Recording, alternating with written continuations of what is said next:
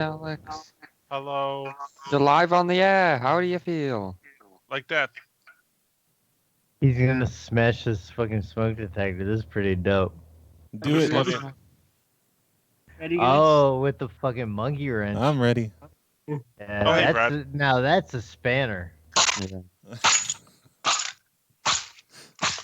This is so hot, you don't even know. Yeah. So everybody out there in Radioland, Keep going. Keep going. You can't see it, but soapbox so close. who's on the show. He took his smoke detector that's been chirping, and he's bashing the shit out of it with a big ass monkey wrench. It's fucking dope. And I'm just next letting you week, know, next my week he's gonna internet die in a might go. fire. Yeah, right.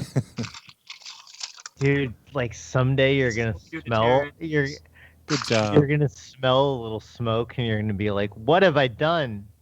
Destroy your carbon monoxide detector next. And if a buck boy wants to be buckshot wants to be added to the call. Do you have any fire extinguishers? Can you set them off? Can you destroy Yeah, your carbon monoxide I have detectors?